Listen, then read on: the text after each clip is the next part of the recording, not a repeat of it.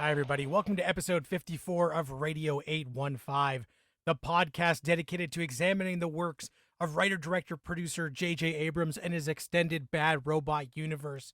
We are currently in season 4 of the epic series Lost, taking a look today at the premiere episode of the 4th season that aired in January 2008, months, almost more than half a year after the season 3 finale shocked everyone with a flash forward instead of flashbacks. The beginning of the end picks up with a Hurley flash forward episode. So if you were wondering whether they were going to continue with flash forwards only or flashbacks only or how they were going to do it, we quickly find out we are dealing with flash forwards again. Marcelo, when the beginning of the end, which of course is a nod to the fact that they had announced that there were only going to be 3 more seasons of Lost and then it was going to wrap. There was a definitive end date in sight, and this is the beginning of the back half. What did you think as we started this episode with a massive car chase? The cops pull over the car and out jumps Hugo Reyes. What did you think in those moments as we see Hurley screaming, "Don't you know who I am? I am one of the Oceanic Six." Okay, first off, that was a really epic car chase. Secondly, what the fuck is the Oceanic Six? There were more of our losties on the beach. And I'm like, what the hell did they do? Could this have been the lie that they fabricated that drove Jack insane? On that same note, as television footage of Hurley's joyride is being seen by a bunch of people on TV, a particular guy in a suit drinking orange juice is watching this, and it turns out to be Jack. So we go from seeing Jack in 100% down in the dumps and in denial, and then to seeing Jack in a more stable position in his life. So I was like, okay, what the hell happened? What did he get back? And I could only think of one thing that could have saved him from himself. And I'm like, it has to be Kate. The reason that Jack is okay now has to be Kate. What were you thinking in that moment, Matt, when you saw the condition of Jack Shepherd in this specific episode? What I was thinking was that these flash forwards were taking place before the flash forwards that we saw last episode. So when we saw that Jack is in a more stable state and he doesn't have the beard, I thought this is before he loses it. This is before he realizes that everything is screwed and he hasn't realized that it's the mistake of his life was leaving the island. So I thought that that was interesting because I'm not necessarily sure when these flash forwards are going to take place, but that was what I was thinking, was this flash forward must take place before the season 3 finale flash forwards, because Jack is in a better place and I didn't think anybody had brought him out of it. I just thought he hadn't sunk there yet. Oh my God, you really made me realize how confused I'm going to get as the series moves forward here dealing with the flashbacks. Because I completely thought that it was basically linear storytelling in the form of a flashback, but it's clearly going to get a little bit more complicated than that. Really quickly, what did you think of the quote-unquote guest star of this episode, the detective that basically interviews Hurley after he gets arrested? Because we have seen him before, and he is the partner of a particular individual that we kind of know. Yeah, I love that they brought back Michael Cudlitz as the cop who was Ana Lucia's partner. And he even mentions Ana Lucia to Hurley, and Hurley pretends not to know her. We still don't know what this Oceanic Six is, what the story is. Why are there only 6? So there are so many questions. And when Hurley denies knowing Ana Lucia, we start to wonder, what story did they tell when they got rescued? And if there's only an Oceanic Six, at this point we know Hurley, Kate, and Jack are 3 of the 6. Who were the other 3? So I just love that the way that they have decided to tell the story now brings so many more questions onto the table.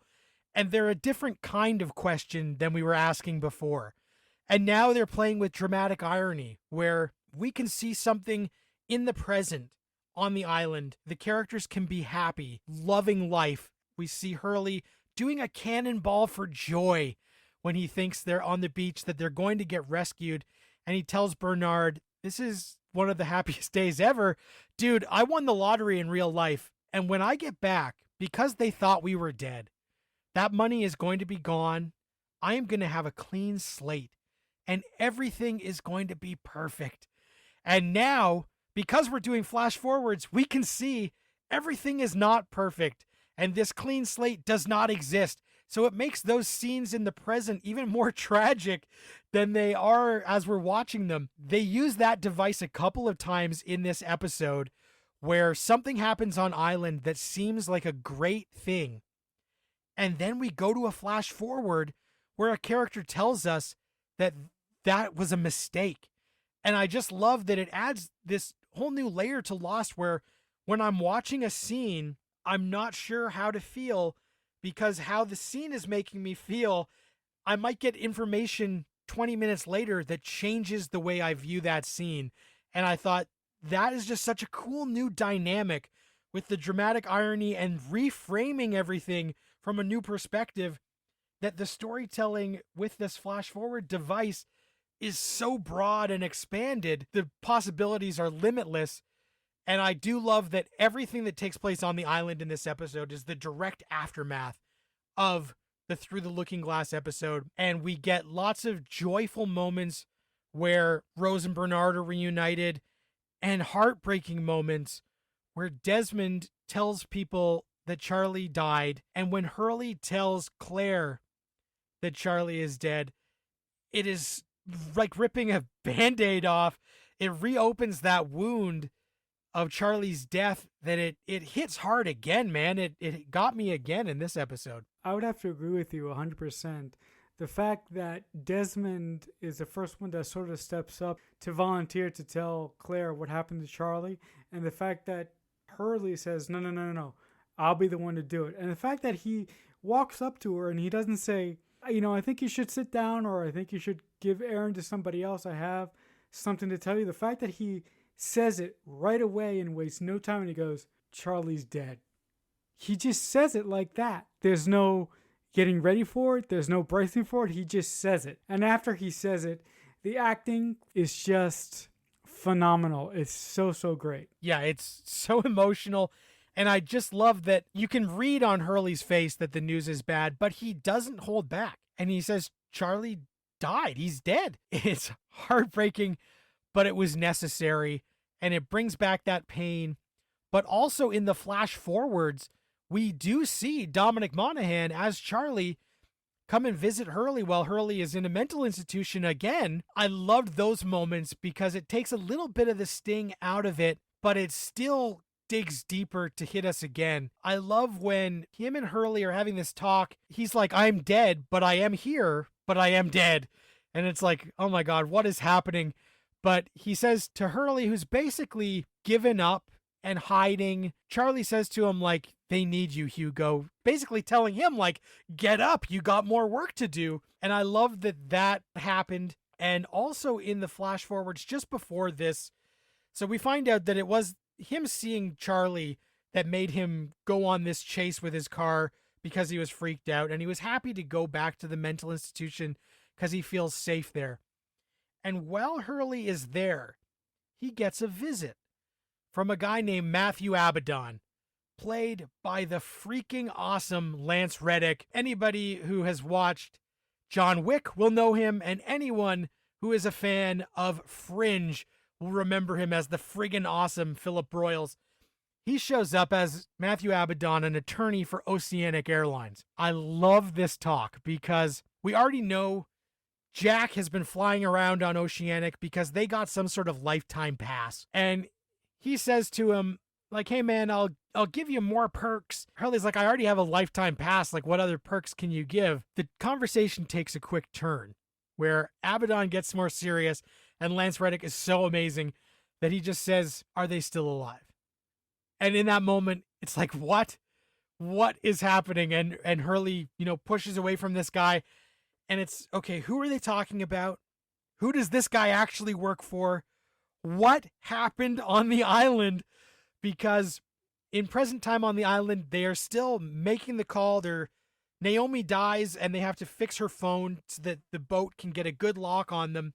And as they're doing all of this, we know from the flash forwards that whatever happens with them getting rescued, it is not all sunshine and roses. Not everyone gets rescued. So as they're going through the motions to let the boat get a lock on them, we can't help but scream like, don't do it. Stop what you are doing. This is the wrong thing. And in those moments, I feel weird because I'm almost on Team Ben. When Ben is tied up and he's still saying like, you guys are fucking idiots. This is such a mistake. When this Abaddon guy shows up to Hurley in the flash forward, my conspiracy meter goes through the roof. There's so many dots that we don't have to start connecting that Lost has made so much more out of this mythology than I ever thought they could have.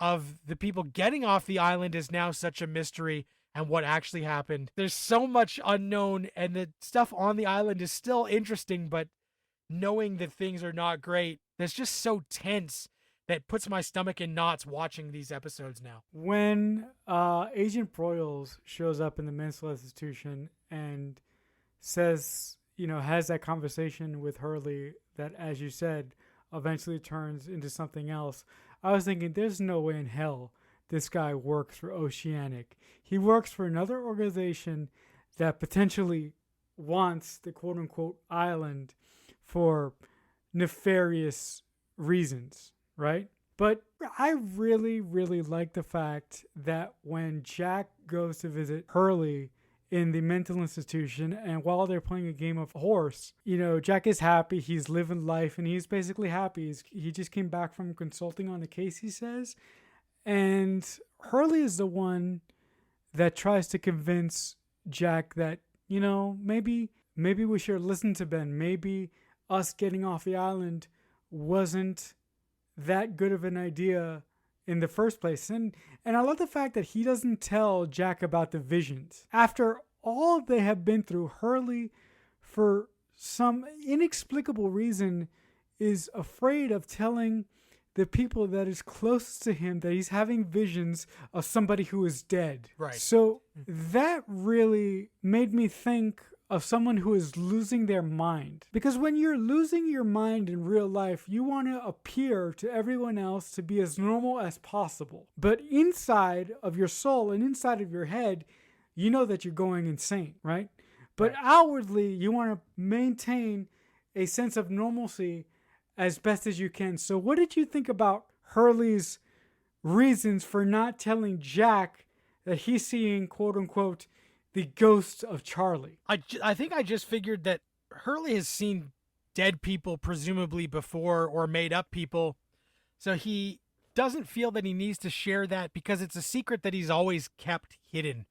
So, Libby was the only person who knew about Dave. It's kind of run of the mill for Hurley almost to see someone who's not there because he thinks that it is some sort of mental illness, but it could actually be a special power. It might not be a glitch, it might be a feature. So it's one of those things where I wasn't that surprised that he didn't mention it, only because I feel like it's been established. This is not necessarily something new to happen to Hurley, and he hasn't shared it in the past. So I thought that was interesting, but I did love when they're having that chat, and that's where it kind of lets us know where in the timeline it takes place, because Jack says, he's in a good headspace, and he says he's thinking about growing a beard. Hurley's like, nah, don't do it, guy.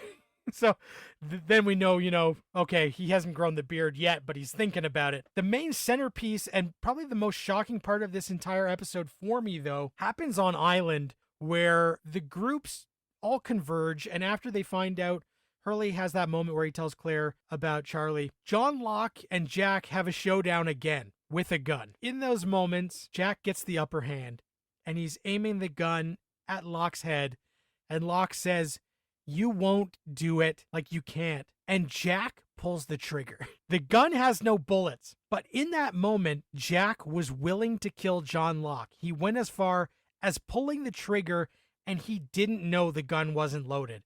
The look on Locke's face and the fact that Jack was willing to do that took me by surprise, and honestly was the most shocking part of this episode, What did you think in that moment when he pulled the trigger? See, Matt, I wasn't crazy after all. My theory of Jack's willingness to do the unthinkable to get his people off the island is just phenomenal, because I knew that Jack has the capability of going there, and if pushed enough, he could possibly kill someone. But to your point, I think if the gun would have been loaded, I think that would have drastically changed the audience's view of our quote unquote hero of the entire show, Jack Shephard.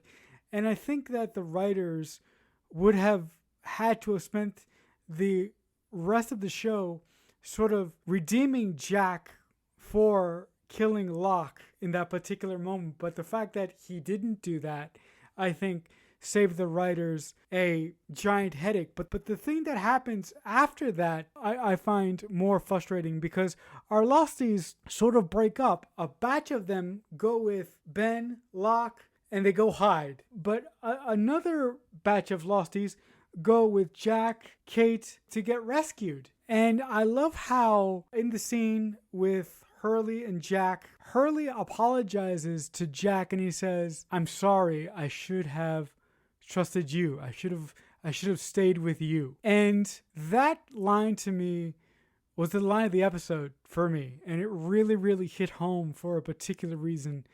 And it was really, really impactful. How did you feel about that? What I love is that this is again playing on that new dynamic that the flash forwards provide, because in the moment on island when Locke says, "If you guys come with me, we're going to hide because I believe that calling this boat and getting off the island is the wrong call. These people are dangerous. We can't trust them." Hurley says Charlie gave his life to turn off the beacon, but then his final act was letting us know that this was not Penny's boat. So to honor his memory, I'm going to go with Locke because Charlie would have wanted me to, because that was his dying message, was we can't trust these people. And then in the basketball game, he says, "Jack, I never should have gone with Locke. I'm sorry I went with Locke. It was a mistake." And in that moment, I'm like, well, on island, it seems like the right thing to do and a triumphant moment. And then this lets us know it was the wrong call. And I thought that was just so fascinating. Like, I shouldn't have gone with Locke. I was wrong. That basketball scene with Jack is one of the best scenes of the episode, because not only does Hurley apologize for this, but also Jack asks him if he's going to tell. So we still know there is some big secret that the Oceanic Six are keeping. And I just love when this is still a moment where Jack says, Hurley's wondering if the island is trying to call them back and if they will go back. And Jack says, "I'm never going to the island. Never." And Hurley says, "Never say never." And we know that at a certain point, Jack is going to want to go back to the island. So I just thought all of these dynamics at play are so fascinating and frustrating at the same time, because it's exciting, but it's also like banging your head against a wall because we don't have the full picture. Yeah, I think moving forward here, when we deal with the final 3 seasons of Lost, I think that as we move forward here, I think the rest of the show is going to be like trying to put together a giant puzzle without the pieces. And I think like we're putting together a puzzle, but we don't have the box, so we don't know what the picture is. I think that is going to be a rewarding experience, but there are going to be weeks where where myself or Matt is just going to want to bang our heads up against the wall. And I would just like to say, I totally forgot about this last week, so that's why I'm saying this now. I think that one of the best aspects of Lost as a show is the music. We haven't given Michael Giacchino his due for the amazing music that he composes, because the music that accompanies these touching scenes and these mind-blowing scenes is simply amazing, and it is so well done. I just want to take a small little moment to acknowledge the genius that is Michael Giacchino. The music on Lost is always one of the driving forces. Giacchino came up with so many great themes that they would reuse at certain key moments that the show would not be the same without the music, because the music is so great at conveying the tension, the emotion, and elevating the stuff that the writers and actors have done in a way. Lots of shows have serviceable, passable scores. Lost has one that's 100% part of the show, and part of the success of the show is that fantastic music. Even at key moments of tension, like at the very end of this episode, the score starts to accelerate as Jack and Kate are expecting a giant rescue, and instead of a giant rescue, a helicopter flies by and drops off a parachutist who we see in the rain, and the music starts to build the tension as this person takes off their helmet, and it is our first look at Jeremy Davies as Daniel Faraday on Lost as he looks at them and says, "Are you Jack?" Cut to black, end of episode. And the work of Giacchino that is so phenomenal in the emotional moments is also great in building the tension in those action beats. And here we get a glimpse of someone that we don't know is going to be a pivotal Lost character. So that is where we're going to stop for today. We are going to be taking a look next week at season 4, episodes 2, 3, and 4. So if you are watching along with us, that's the homework for this week. If you have any questions or comments for us, you can reach us on Twitter at JJUniverse815 is the handle, or tweet using the hashtag radio815.